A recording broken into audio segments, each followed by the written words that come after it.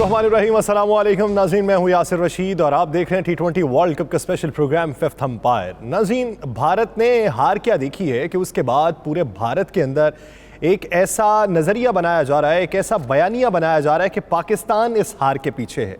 खेल के अंदर जीत और हार खेल का हुस्न हुआ करता है। कभी भी ऐसा नहीं हो सकता कि दो टीमें खेल पेश करें और दोनों टीमें ही जीत जाएं। कुछ मामलात ऐसे हो जाते हैं, कोई वक्त ऐसा आ जाता है कि जब जीत जो है बराबर तकसीम कर दी जाती है, लेकिन बज़ाहिर खेल का रूल ही ये है कि किसी एक ने जीतना है, किसी दूसरे ने हारना है। आप अच्छा खेल पेश करें तो लोग ये बात करेंगे कि हाँ आपने अच्छा खेल पेश किया, लेकिन दूसरी टीम का आज दिन था वो जीत गई।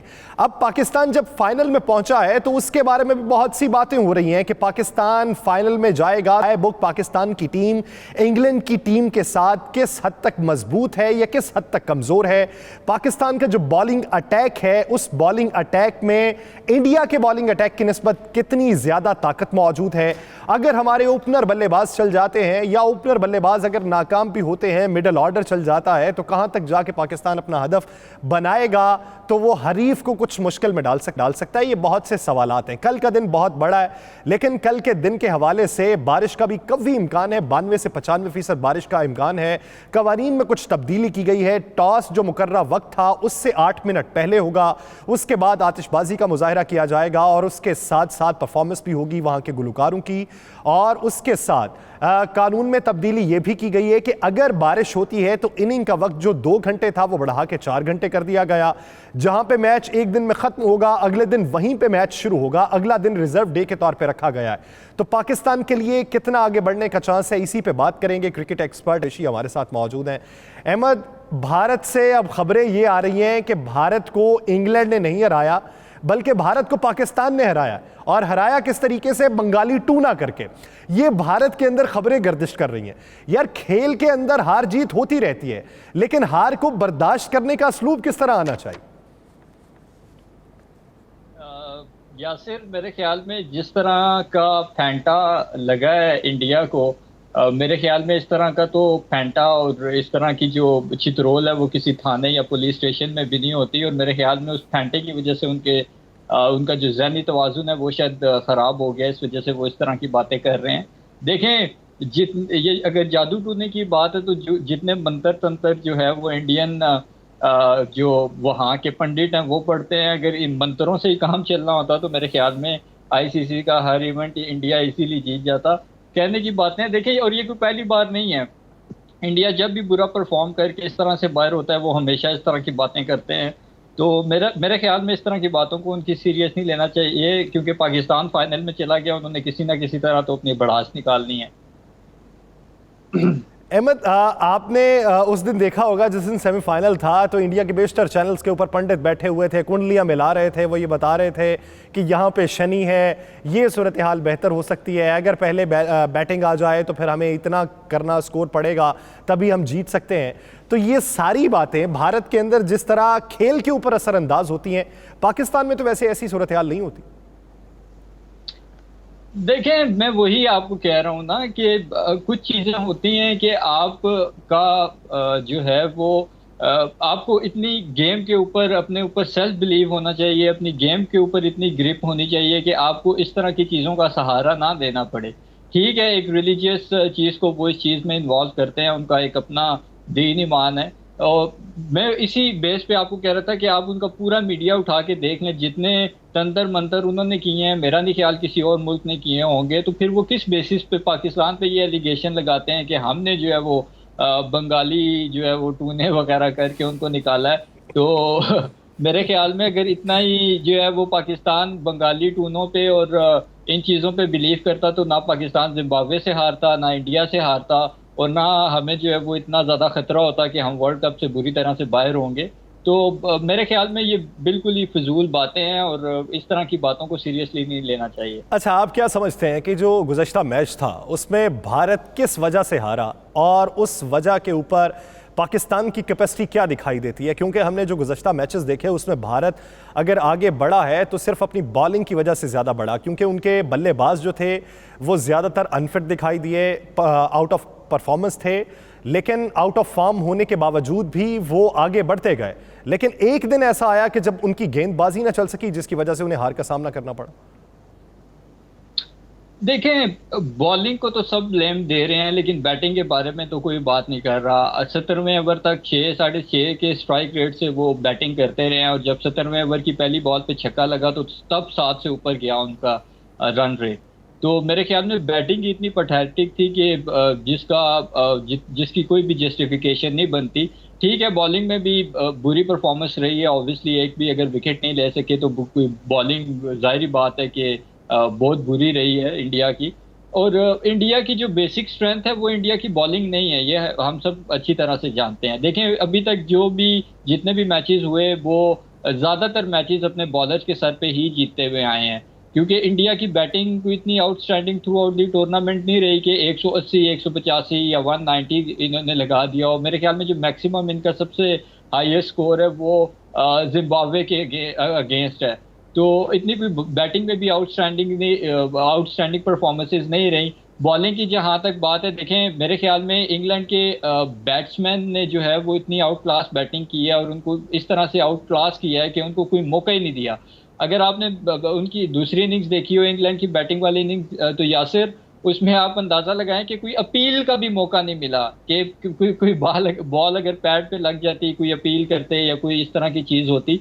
तो मेरे ख्याल में जहाँ पे हम इंडिया की बॉलिंग पे बात कर रहे हैं वहीं हमें क्रेडिट देना पड़ेगा इंग्लैंड की बैटिंग को भी कि वो बहुत। जब आप बात करते हैं फ्लॉलेस परफॉर्मेंस की, तो पाकिस्तान के लिए ये कितनी अलार्मिंग सिचुएशन है, क्योंकि अगर हम उस मैच को देखें तो हमें तो ये दिखाई देता था कि अगर 220 भी टारगेट होता तो जिस रन रेट के साथ इंग्लैंड की बैटिंग जारी थी वो 220 भी अचीव कर पाते। पाकिस्तान के मैच में सूरत हाल किस हद तक मुख्तलिफ होगी, हमारा बॉलिंग अटैक किस हद तक मजबूत है कि सूरत हाल ये ना देखने को मिले? देखिए, बॉलिंग अटैक इस वक्त आप पूरी जो जितनी भी टीम्स थी खेली हैं ये वर्ल्ड कप सुपर 12 की कोई भी टीम उठा लें, बॉलिंग स्ट्रॉन्ग बॉलिंग जो हमारा एक डिपार्टमेंट है अल्हम्दुलिल्लाह सबसे ज़्यादा स्ट्रॉन्ग है। हमारे जो आप देख लें कि 3 से 4 बॉलर ऐसे हैं जो 140 प्लस 150 के राउंड अबाउट बॉलिंग करते हैं। बॉलिंग में तो हमें कभी भी मसला नहीं रहा। फिर in swing out swing Naseem Shah और जिस तरह की शाहीन शाह अफरीदी की एबिलिटीज़ हैं उस पर भी किसी को कोई शक नहीं है। मेरे ख्याल में यासिर ये जो इंडिया की इतनी बुरी तरह से हार हुई है ये एक तरह से हमारे हक में भी बेहतर हुआ है कि हम पहले से ही अलर्ट हो गए हैं। अगर इंडिया इतनी बुरी तरह ना हारता तो शायद समहाउ कहीं ना कहीं पाकिस्तान टीम भी इजी ले जाती। मुझे पता है ये बात जो है वो नई लोग एक्सेप्ट करते हैं कि कोई किसी को इजी नहीं लेता, इस तरह की कोई बात नहीं होती, लेकिन समटाइम्स आप ले जाते हो इजी। इस तरह की परफॉर्मेंसेस के बाद मेरे ख्याल में हमारी टीम भी जो है वो अलर्ट हो गई है और ये हमारे लिए बहुत ज़्यादा फ़ायदेमंद बात है कि अब हम अपनी पूरी प्रिपरेशन के साथ पूरे इंटेंट के साथ जाएंगे। अब टीम्स मेरे ख्याल में दोनों ही बैलेंस हैं और डिपेंड ये करता है कि कौन सी टीम जो है वो पावर प्ले के वो किस तरीके से के ओवर्स को किस तरह से कंज्यूम करती है और प्रेशर को किस तरह से हैंडल करती है। अहमद, आप क्या समझते हैं कि कल के मैच में टॉस की कितनी ज़्यादा अहमियत है? अगर पाकिस्तान पहले बैटिंग करता है तो पाकिस्तान को कितना स्कोर सेट करना चाहिए जो इंग्लैंड के लिए मुश्किल हो सकता है या मैच को सनसनीखेज मरहले में दाखिल कर सकता है? देखें, टॉस की जहां तक बात है यासिर, टॉस का एक फैक्टर हमें थ्रू आउट दी टूर्नामेंट नज़र तो आया है, लेकिन बात यह है कि टॉस पे सब कुछ नहीं छोड़ा जा सकता। 20 ओवर आप अच्छे खेलेंगे तभी जीतेंगे, वरना फिर आप टॉस को ही ब्लेम देते रह जाएंगे। आपने टारगेट की बात की तो आपको मैं एक बात बता दूं कि आदिल रशीद जो हैं इंग्लैंड के लेग स्पिनर, वो 11वें नंबर पे बैटिंग करते हैं। और मैं आपको एक और चीज़ बड़ी इंटरेस्टिंग एक फैक्ट उनके बारे में बताऊं कि उनके फर्स्ट क्लास में 1100 हैं। तो इंग्लैंड का जो 11वें नंबर का बैट्समैन है उसके फर्स्ट क्लास में 1100 हैं। अब 1100 वाला अगर 11वें नंबर पे बैटिंग कर रहा है तो आप सोच लें कि नंबर 1 से नंबर 11 तक उनके पास कंप्लीट बैटिंग लाइन है। अगर तो पाकिस्तान के पास सिर्फ एक ही सोल्यूशन है वो मैच जीतने का कि एग्रेसिव अप्रोच के साथ बॉलिंग की जाए और आउट किया जाए। अगर ये इसमें रहेंगे कि ठीक है रन रेट नीचे है, बॉल जो है वो बीट हो रही हैं या डॉट बॉल्स की रेशियो ज़्यादा है, इंग्लैंड के पास इतनी लंबी बैटिंग लाइन है कि वो किसी भी टाइम जो है वो लाठी चार्ज कर सकते हैं और मैच हमारे हाथ से निकल सकता है। तो मैच पे अपनी मजबूत ग्रिप बनाने के लिए बेहतर ये होगा कि विकेटें लेने की कोशिश करें। दूसरी चीज़ ये है कि अगर पाकिस्तान पहले बैटिंग करता है तो मैं ये समझता हूँ कि ऑल दो के बहुत बड़ी बाउंड्रीज हैं वहाँ पे, लेकिन 180 185 स्कोर होना चाहिए। आप ये तभी जो समझते हैं है कि हमारे सेमीफाइनल का बॉलर। जो मैच था इंडिया के लिए मुश्किल हुआ 170 तक जाना, तो बड़ी बाउंड्री में पाकिस्तान 180 185 तक आसानी से पहुंच जाएगा? देखिए पहुंचना तो पड़ेगा, इसके अलावा आपके पास कोई सोल्यूशन नहीं है। इसी ग्राउंड पे देखे ना, एलेक्स हेल, जॉस बटलर, इन्होंने भी इसी जो है ग्राउंड पे या इसी तरह की कंडीशंस में जो है वो सारा कुछ चेस किया है। ठीक है, तो कहने का मकसद ये है यासिर कि अब आप अगर ये सोच के बैठ जाएंगे कि बाउंड्रीज बहुत बड़ी हैं, हम कैसे करेंगे, तो फिर तो बड़ी मुश्किल है मेरे ख्याल में कि 180 185 स्कोर करना पड़ेगा। जैसे मैंने आपको बताया है कि नंबर 1 से लेके नंबर 11 तक उनके पास प्रॉपर बैटिंग पैकेज है। ठीक है, आदिल रशीद जो है वो 11वें नंबर पे आते हैं, फर्स्ट क्लास में 1100 हैं उनके। तो आप खुद समझ लें कि कितनी लेंथी एक उनका बैटिंग लाइनअप है। तो उसके उसके लिए फिर यही है कि अग्रेसिव बॉलिंग करें, और अगर पहले बैटिंग करते हैं तो इतना स्कोर होना चाहिए, तभी हमारे बॉलर से जो है वो प्रेशर हटेगा और वो फ्री होके अपनी अग्रेसिव बॉलिंग कर सकेंगे। कल के मौसमी हालात को देखते हुए प्लानिंग क्या होनी चाहिए, उसमें तब्दीली क्या होनी चाहिए? हम एक ब्रेक लेते हैं, ब्रेक के बाद आएंगे तो इस पे मुफस्सल गुफ्तगू की जाएगी। नाज़रीन, ब्रेक पे जाने से पहले आपको बताएं कि कोका कोला ने अपने क्रिकेट फैंस के लिए एक कंपटीशन मुतारिफ करवाया। ब्रेक में आपकी स्क्रीन के ऊपर QR कोड आएगा, उसे स्कैन कीजिए, कंपटीशन में हिस्सा लीजिए, क्विज के जवाब दीजिए। अगर आप जीत जाते हैं तो कोक मर्चेंडाइज भी बनने का शर्फ हासिल कर सकते हैं। तो ब्रेक में आप भी मैच खेलें, हम भी खेलते हैं, देखते हैं कि नंबर्स कौन ज़्यादा कमाता है। कहीं नहीं जाएगा, स्टे विद अस।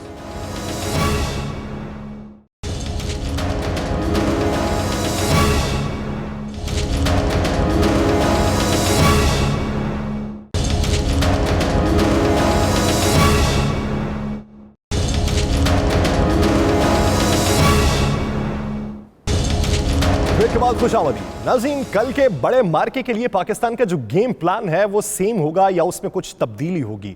जिस तरह का भारत के साथ इंग्लैंड का मैच हुआ, हमें क्या बेहतरी लाने की ज़रूरत है? क्या जारहाना हमें खेलना है या मोहतात रख के बैटिंग करनी है? इसी पे बात करेंगे। साबिक टेस्ट क्रिकेटर आसिफ इकबाल साहब भी साथ हमें ज्वाइन कर चुके हैं, अहमद कुरैशी भी साथ ही मौजूद हैं। आसिफ साहब, बात ये हो रही है कि भारत के साथ जो मैच हुआ है इंग्लैंड का, उससे हमारे लिए कितनी अलार्मिंग सिचुएशन पैदा हुई?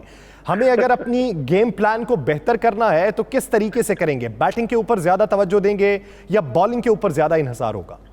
अच्छा, चले, बहुत अच्छा आपका सवाल भी है और जिस तरह से आप डिस्क्राइब किया, मैं सिर्फ ये कहना चाहूंगा कि पाकिस्तान की टीम जब पहला मैच हार गई थी इंडिया के खिलाफ, फिर जिम्बाब्वे के खिलाफ हार गई थी, उसके बाद जिस तरह से वो खेलते आए हैं, वो यहाँ तक फाइनल तक पहुंचे हैं, हमें इसको सेलिब्रेट करना चाहिए।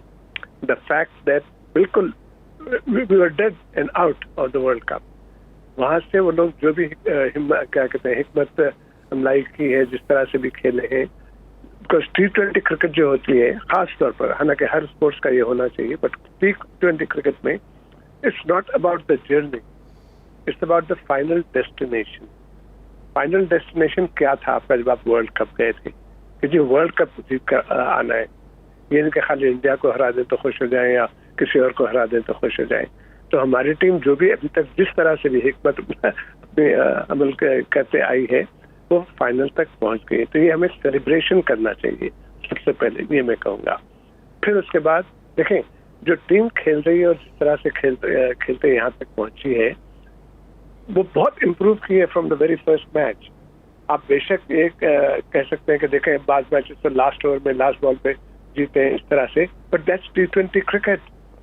T20 क्रिकेट में आपके प्लान करके नहीं जा सकते कि हमें ये करना है, आपको वहाँ अकॉर्डिंगली करना पड़ता है, बिकॉज आपको एक ही चांस मिलता है। बॉलर को सिर्फ 4 ओवर से ज्यादा नहीं कर पाते आप, बैट्समैन को हर गेंद पे रन्स करना पड़ता है।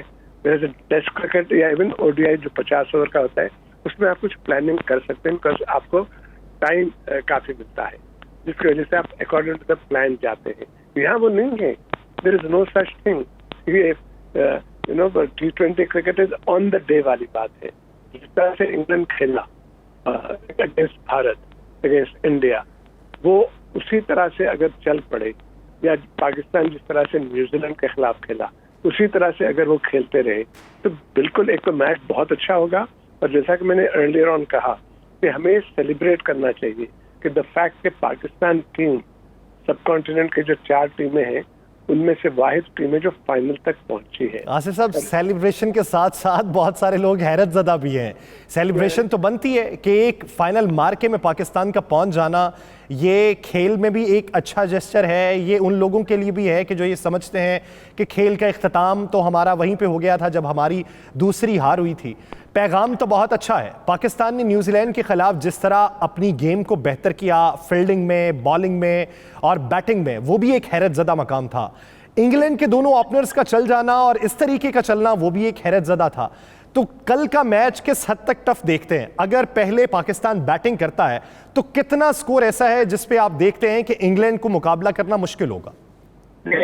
अभी जिस तरह से मैंने थोड़ी देर पहले कहा ना, ये बिल्कुल कोई ऐसी बात नहीं है जो मैं कॉन्फिडेंस से कह सकता हूँ कि ऐसा ऐसा करे तो ऐसा ऐसा होगा।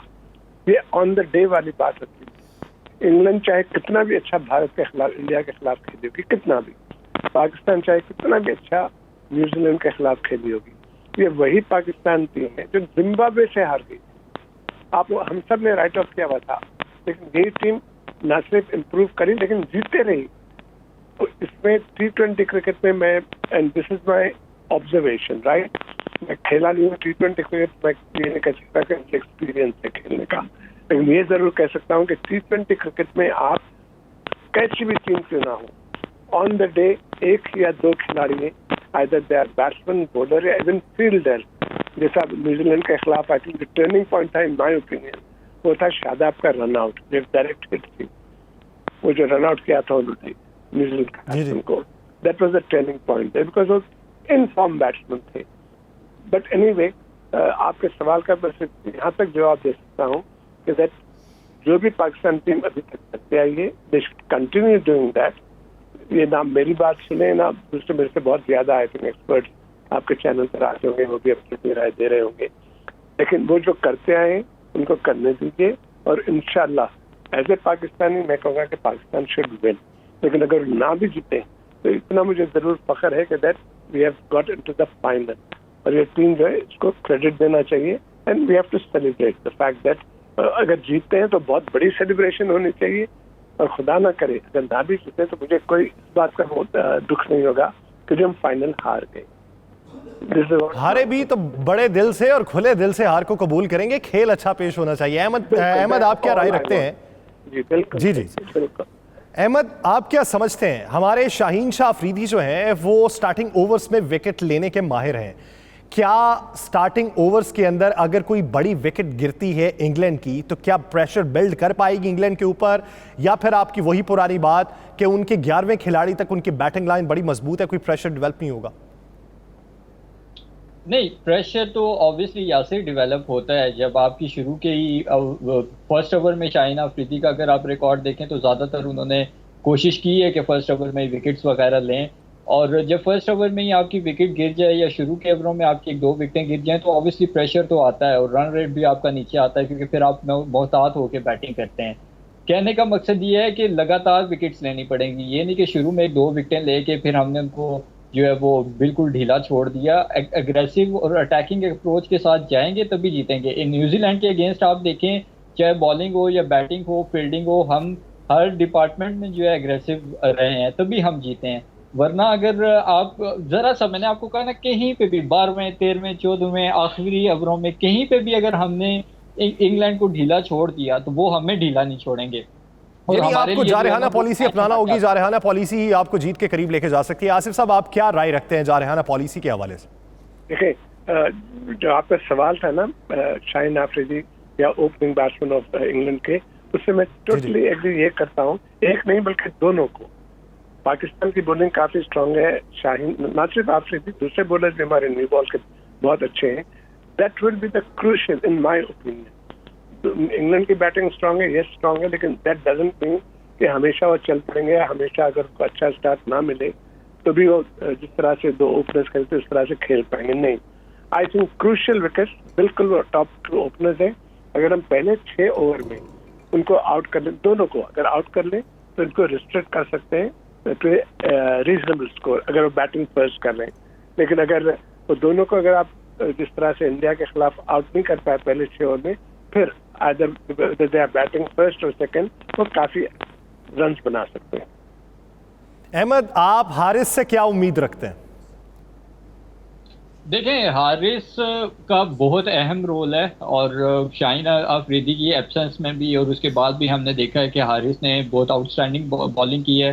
सबसे बड़ी बात यह है कि पहले और अब में डिफरेंस ये है कि पहले हारिस पेस पे बहुत ज़्यादा रिलाई करते थे, लेकिन अब उनकी माशाल्लाह से देखा कि वेरिएशन भी बहुत ज़बरदस्त है, लाइन लेंथ भी बहुत ज़्यादा इम्प्रूव हुई है पहले से। तो मेरे ख्याल में उनका भी बहुत अहम रोल हो सकता है।